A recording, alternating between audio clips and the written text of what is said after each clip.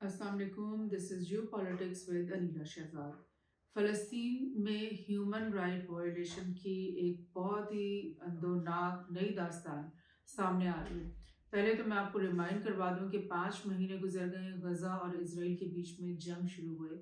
और इस पूरे अरसे में हम डेली बेसिस पे ये देखते रहे कि इज़राइल जो है बेदरेग एरियल बॉम्बिंग किए चले जा रहा है। उससे वो गज़ा के अंदर तमाम जो इमारतें हैं जिनमें स्कूल हैं, हॉस्पिटल्स हैं और रिहायशी इमारतें हैं, तमाम को वो बेदरेग तरीके से जो है ना वो ज़मीन बोस करता रहा, वहाँ पे बॉम्ब्स गिराता रहा। और साथ ही साथ जो उसकी ज़मीनी फ़ोर्सेस थी जो गज़ा के अंदर एंटर होती थी, तो उनको जहाँ पर भी मौका मिलता था, हॉस्पिटल हो जाए, स्कूल हो जाएँ, घर हो जाएँ, वो वहाँ पर अटैक करते रहे, लोगों को मारते रहे, कत्ल करते रहे, टॉर्चर करते रहे। और जहाँ भी उनके काबू में जो भी फ़लस्तीनी आया, उसको वो डिटेन भी करते रहे, यानी अपनी कैद में भी वो लेते रहे।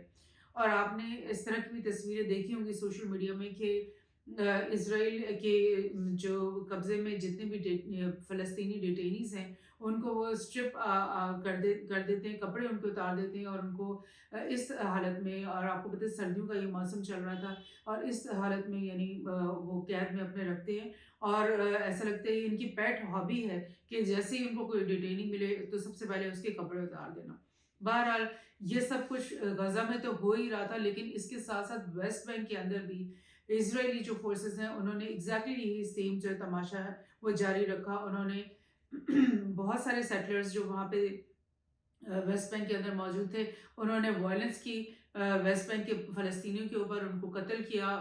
2 से 300 लोगों के कत्ल की न्यूज़ आ चुकी है। उसके अलावा 3000 से 6000 लोग जो हैं वेस्ट बैंक के अंदर भी डिटेन कर दिए गए हैं, यानी कैद में ले लिए गए हैं। और जब उनको कैद में लिया जाता है तो उनके साथ कैसा सलूक किया जाता है, उनको किस तरह टॉर्चर किया जाता है, ये कोई नई दास्तान नहीं है, बल्कि ये आप कई दिहाइयों से इस तरह की दास्तानें सुन ही रहे हैं। लेकिन ये जो अब मैं आपको खबर बता रही हूँ, जो कि यूएन के जो high commissioner of human rights हैं, उन्होंने एक बिल्कुल अलार्मिंग न्यूज़ ब्रेक की है। उन्होंने बोला है कि हमें ये बहुत ही ऑथेंटिकेटेड खबरें हमारे पास आई हैं कि गज़ा के अंदर और वेस्ट बैंक के अंदर जो ख़वातीन हैं और बच्चे हैं, उनके साथ बहुत ही ज़्यादा बेईमाना और गैर इंसानी सलूक किया जा रहा है। जितने भी ख़वातीन और बच्चे डिटेन होकर इज़राइलियों के हाथ लगते हैं, उनके साथ मुख्तलिफ़ किस्म के जो है नारवा सलूक किए जाते हैं। एक तो ये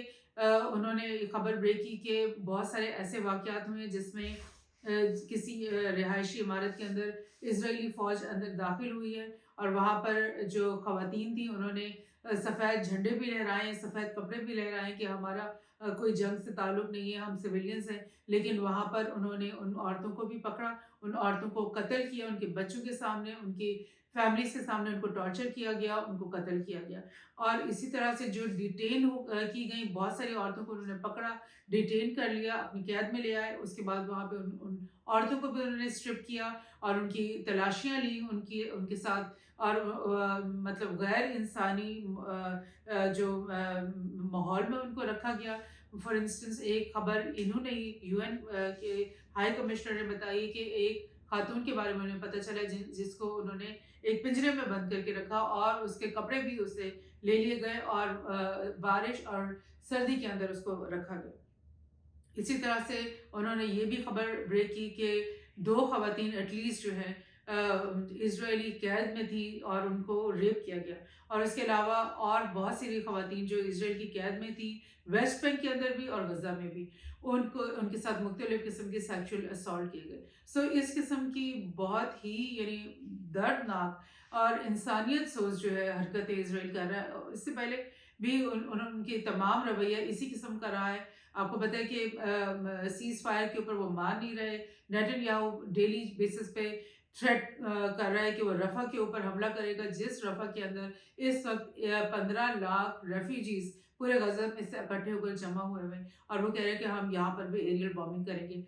सो ये इनका सलूक है, ये इनके रवैये हैं। और यूएन के इस न्यूज़ को ब्रेक करने के बाद उनके जो ह्यूमन राइट्स के जो हाई कमिश्नर है, उनकी इस پوری مطلب نیوز جو بریک انہوں نے کی اس کے بعد بھی اگر انسانیت نہیں جاگتی، اگر یورپ کے ممالک جو ہے وہ ان کے رونگٹے نہیں کھڑے ہوتے اور وہ مطلب اس بات پہ اپنے آپ کو مجبور نہیں سمجھتے کہ وہ اسرائیل کا ساتھ چھوڑ دیں، اس کو ڈیفینڈ کرنا چھوڑ دیں، اس کو ویپنز دینا چھوڑ دیں اور اس کے ساتھ تعلقات ختم کر دیں اور اس کو تنبیہ کر دیں کہ اس طرح کی غلط حرکتیں چھوڑ دو، اور مسلمان امت جو ہے وہ کب اٹھے گی، وہ کب آگے بڑھے گی اور وہ کب فلسطینیوں کی مدد کو پہنچے گی، یہ سب سوال ہیں جو اس وقت ہم سب کو اپنے آپ سے پوچھنے چاہیے۔ Thank you.